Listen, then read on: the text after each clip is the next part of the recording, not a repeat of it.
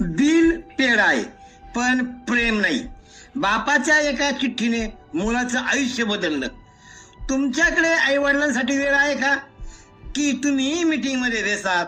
आजची कथा तुमचं मन हलवून टाकेल. गुड मॉर्निंग मित्रांनो, मी पोपटराव बोरुडे.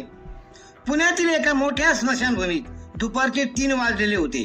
आकाशात धुराचे लोट उठत होते आणि वातावरणात एक विचित्र शांतता पसरलेली होती.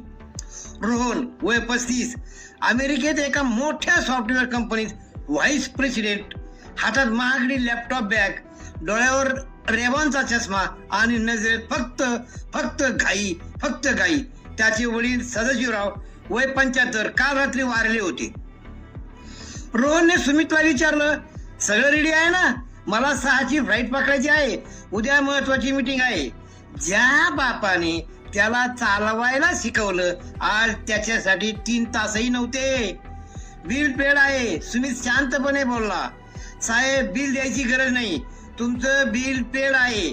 5 वर्षापूर्वी सदाशिवराव म्हणजे तुमचे वडील स्वतः आमच्या ऑफिसमध्ये आले होते. त्यांनी स्वतःच्या मरणाची सोय करून ठेवली होती आणि एक चिठ्ठी लिहून ठेवलेली होती. प्रिय रोहन बाळा, मला माहित आहे तू खूप बिझी आहेस. तुझं करिअर महत्वाचं आहे. एका म्हाताऱ्याच्या प्रयत्नासाठी तू तुझं नुकसान करून घेऊ नकोस.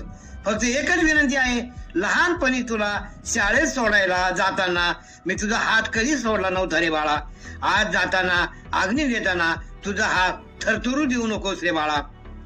त्या स्मशानभूमीत फक्त लाकडं नाही जळत होती, रोहनचा अंकार सुद्धा जळत होता. तो गुडघ्यावर बसला आणि ओरडला, बाबा मला माफ करा. प्रीपेड फक्त सिम कार्ड असू शकतं.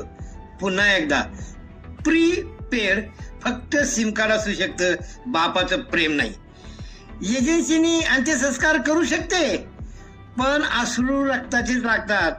मित्रांनो, आजच आई वडिलांना फोन करा, त्यांच्यासोबत वेळ घाला, शरीराचं आरोग्य जपा आणि नात्यांचेही. मित्रांनो, हा व्हिडिओ कसा वाटला तुम्हाला कमेंट मध्ये नक्की करा. आद्विका वेलनेस सेंटर.